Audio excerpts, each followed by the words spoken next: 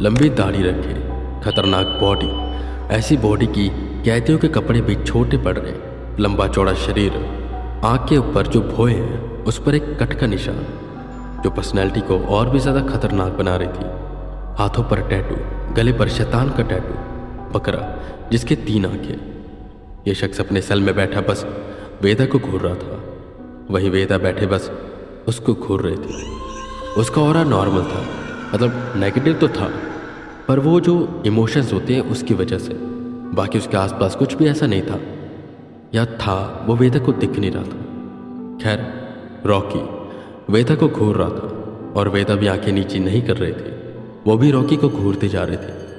तभी वेदा की नज़र उसके सेल में बने चौक से एक बड़े अल्फ़ाबेट पर पड़ी, आर। बस आर लिखा हुआ था। वेदा उस आर को देखने लगे। वो कुछ अलग से ही तरीके से लिखा हुआ था। वेदा को आर की तरफ घूरते हुए देख वो रॉकी बोला, क्या देख रहा है बे? आर। आर फॉर रॉकी, इस जेल का किंग, समझा? झुक कर रहना होगा मेरे सामने, और अगर तू नहीं झुका ना तो झुका दूंगा। जिस पर वेदा हामी भरते हैं और कहते हैं, हाँ सही कह रहे हो तुम, आर इस जेल का किंग है, बिल्कुल किंग है। पर वो आर रॉकी वाला आर नहीं, वो आर राका वाला आर है, यानी कि मैं। सुअर अगर शेर की तरह दहाड़ना सीख ले, इसका ये मतलब नहीं कि वो शेर बन जाएगा। वो रहेगा सुअर ही, और खाएगा कीचड़ ही, और रहेगा भी कीचड़ में। इसलिए ज़्यादा उड़ मत, तू जितना जल्दी हो सके तू झुकना सीख ले, वरना अगर मैं झुकाने पर आया तो ये जो आर तू रॉकी के लिए यूज़ करता ना, वो आर तुझे किसी और नाम के लिए यूज़ करना पड़ेगा, समझ रहा है? वेदा ने आंख मारी, जिस पर आसपास के सेल में जितने कैदी थे वो हंसने लगे। इस रॉकी को काफ़ी गुस्सा आया। आज तक ऐसा कोई भी कैदी नहीं आया था जो रॉकी से सीधे मुंह बात कर सके, और ये कोई ऐसा कैदी आ गया था जो रॉकी को ऐसे तंज कस रहा था। रॉकी गुस्से से उठा, उसने सलाखों पर हाथ मारा और कहा, अबे सुन, तू जो भी है, रागा धागा जो भी, मुझे फर्क नहीं पड़ता। तू जानता नहीं है मैं कौन हूँ। इस सेल में बैठे बैठे मैंने कितने ही लोगों को नरक के दर्शन करा दिए। जा न्यूज़ में देख किसका नाम चल रहा है।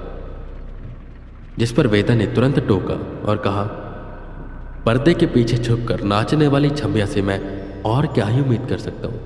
नाचना भी है पर पर्दे में रहना भी है। हाँ बस सुन, छुपकर तो कोई भी वार कर सकता, मैं बाहर निकल कर वार करता हूँ। मैंने मेरे हाथों से मर्डर किया, और जितने तूने किए होंगे ना उससे कई ज़्यादा किए। तेरी तरह छुपकर मुझे काम करने का शौक नहीं है, समझा? पर्दे वाली छमिया। वो रॉकी बस दांत पीसता रह गया और खुंदक खाकर वहीं पर बैठ गया। वो वेदा को सबक सिखाने का प्लान बनाने लग जाता है कि वो क्या करेगा अगले दिन की सुबह और कैसे वेदा को सबक सिखाएगा, यानी कि राका को। वेदा वहीं पर बैठे बस मुस्कुरा रहे थे। कुछ देर बाद वो जाकर लेट गए। वो पूरे अपने किरदार में थे। जैसा जैसा जेलर ने बताया था वो वैसा वैसे ही एक्ट कर रहे थे। उन्हें देखकर लग रहा था कि हाँ, ये कोई कैदी है जो सच में खतरनाक है। राका की ये सब बातें सुनकर आसपास के जितने भी सेल में कैदी थे वो सोचने लग गए थे कि ये जो राका आया है ये कोई ना कोई बड़ी तोप है। जो आधे उससे लड़ने वाले थे, उसे तंग करने वाले थे, वो वैसे वहाँ पर छट गए। और बात रही रॉकी की, तो उसने तो फैसला बना लिया था कि सुबह होते ही वो इस राका को सबक सिखाएगा। सुबह हो गई। सारे कैदी जेल के अंदर बने एक बड़े से मैदान में काम कर रहे थे। कुछ ब्रश कर रहे थे तो कुछ बाल्टी उठाकर नहाने जा रहे थे। वहीं वेदा यानी कि राका भी बाल्टी उठाए नहाने जा रहे थे। जब एकदम से उन्होंने देखा उनके सामने से आता एक कैदी दूर हटा।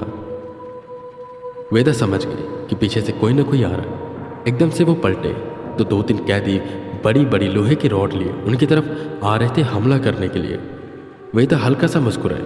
उन्होंने बाल्टी का सारा पानी अपने ऊपर डाला, और जैसे पहला कैदी रॉड लेकर वेदा के सामने पहुंचा और उन्हें मारने वाला था कि वेदा ने बाल्टी सीधा उसके सर पर मारी, जिससे वो नीचे जा गिरा।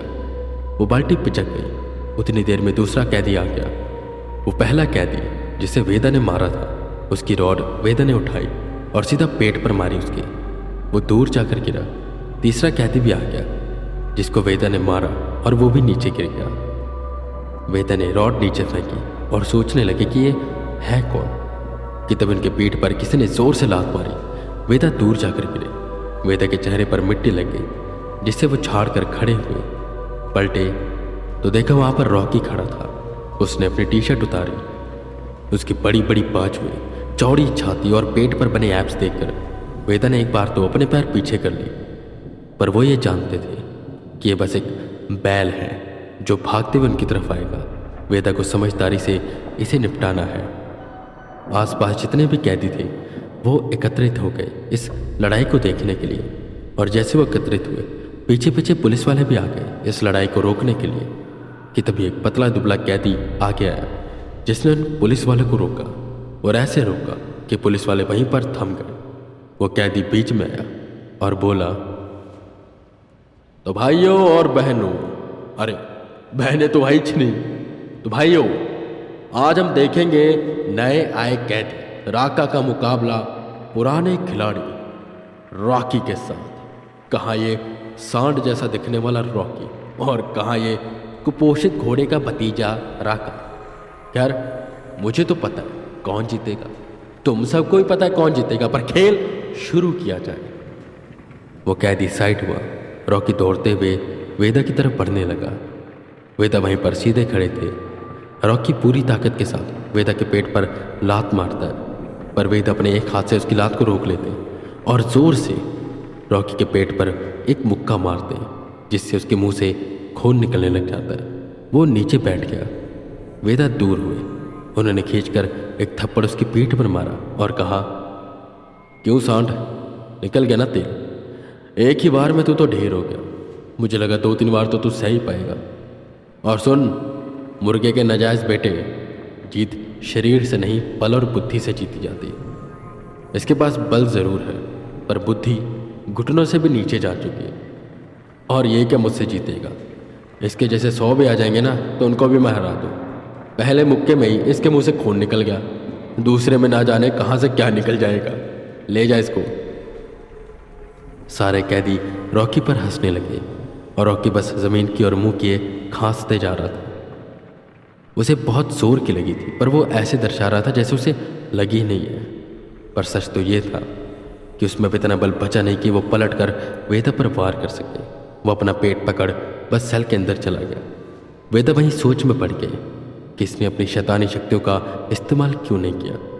ये चाहता तो शैतानी शक्तियों का इस्तेमाल करके वेदा से लड़ सकता था, पर इसने ऐसा नहीं किया। या तो अगर इसके पास कोई शैतानी ताकत होती तो इसे बचाने के लिए आ जाते, पर या तो ऐसा कुछ भी नहीं था, या तो इसके पास ताकत नहीं है या ताकत है जिसे ये दिखाना नहीं चाहता। जो भी था वेदा तो उसे पता लगा ही लेगी।